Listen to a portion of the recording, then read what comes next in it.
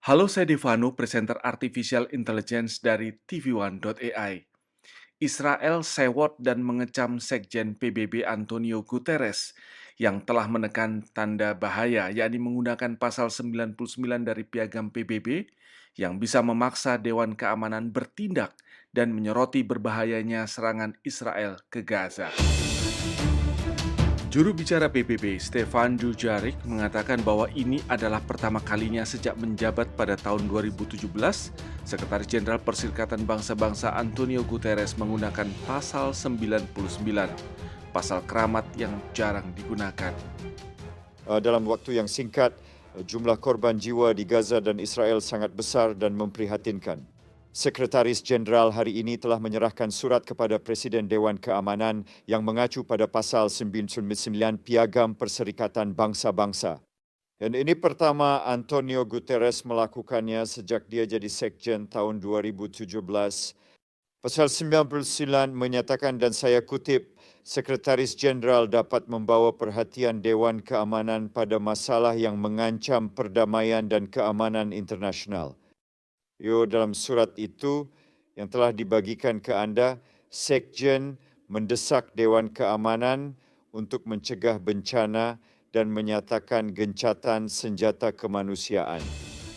Namun upaya tersebut dinilai Rektor Universitas Jenderal Ahmad Yani atau Unjani Cimahi yang juga guru besar hukum internasional, Profesor Hikmahanto Juwana, sebagai sia-sia. Prof. Hikmahanto, bagaimana kedudukan pasal 99 Piagam PBB bagi badan dan anggota PBB? Mengingat pasal tersebut jarang sekali digunakan. Apakah ini juga bisa diartikan bahwa Sekjen melihat badan-badan PBB, terutama Dewan Keamanan, lambat mengeluarkan resolusi gencatan senjata? Apa kabar, Devano? Saya ditanya terkait dengan pasal 99 Piagam PBB yang di situ mencantumkan bahwa Sekjen Perserikatan Bangsa-Bangsa bisa meminta atensi dari Dewan Keamanan PBB terhadap suatu masalah yang bisa mengganggu perdamaian internasional. Pertanyaannya adalah, apakah Sekjen PBB tidak menggunakan ketentuan dalam pasal 99 ini dalam menghadapi apa yang terjadi di Gaza, yaitu perang antara Israel dan Hamas. Dalam pemahaman saya, pasal 99 ini terjadi apabila situasi sedang baik-baik saja, Tiffan. Jadi bukan situasi seperti kemarin yang Israel diserang secara mendadak menurut Israel oleh Hamas, dan kemudian Israel menyerang balik apa yang dilakukan oleh Hamas yang sampai sekarang masih belum berakhir. Jadi pasal 99 ini tidak bisa diterapkan dalam situasi yang kemarin, karena memang dunia tidak dalam keadaan baik-baik saja ketika itu. Kecuali kalau misalnya dunia dalam keadaan baik-baik saja, kemudian ada sesuatu yang menurut Sekjen PBB bisa dilaporkan kepada Dewan Keamanan, itu dia lakukan. Dan kedua, ingat Devano, bahwa dalam masyarakat internasional ini yang berlaku adalah hukum rimba, yaitu siapa yang kuat dialah yang menang. Kalau kita mengandalkan PBB, apalagi Sekjen Sekjen PBB yang akan menyampaikan ke Dewan Keamanan PBB, itu tidak akan efektif. Karena apa? Ujungnya adalah Dewan Keamanan PBB ada anggota yang mempunyai hak veto, dan yang berkaitan dengan Israel adalah Amerika Serikat. Jadi kalaupun disampaikan oleh Sekjen PBB, Dewan Keamanan PBB, kalau ada resolusi yang katakanlah mengutuk Israel atau misalnya melakukan tindakan sesuatu yang tidak positif terhadap Israel, itu akan mudah untuk diveto oleh Amerika Serikat. Belum lagi Israelnya tentu merasa bahwa PBB ini bukan pemerintahan dunia, ya, sehingga dia tidak perlu ikut dengan apa yang dikeluarkan oleh Dewan Keamanan PBB, termasuk dalam hal ini resolusinya. Nah, kalau misalnya bukan Israel, katakanlah negara-negara kecil, ya memang akan efektif. Karena apa? Kalau tidak diikuti resolusi Dewan Keamanan PBB itu, maka mereka akan melakukan serangan, ya, atas nama Perserikatan Bangsa-Bangsa tentunya. Jadi itu mengapa pasal 99 tidak juga akan efektif untuk menyelesaikan masalah yang terjadi di Gaza. Bahkan Sekjen PBB sebenarnya juga tidak terlambat atau seharusnya mengambil tindakan dengan pasal 99.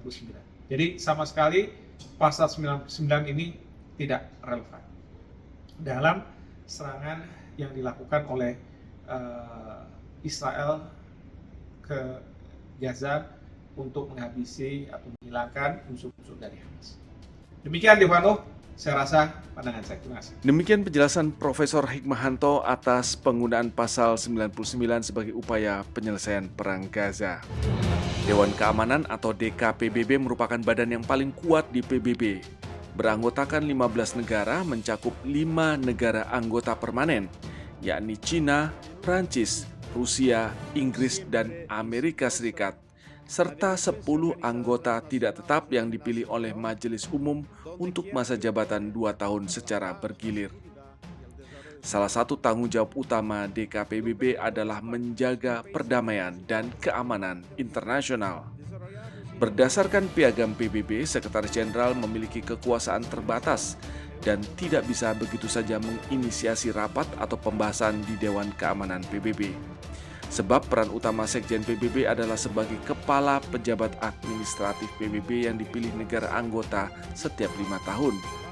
Sementara itu, pasal 99 Piagam PBB memberikan kewenangan khusus bagi Sekjen PBB untuk dapat mengangkat masalah apapun ke Dewan Keamanan yang menurut penilaiannya bisa mengancam perdamaian dan keamanan internasional.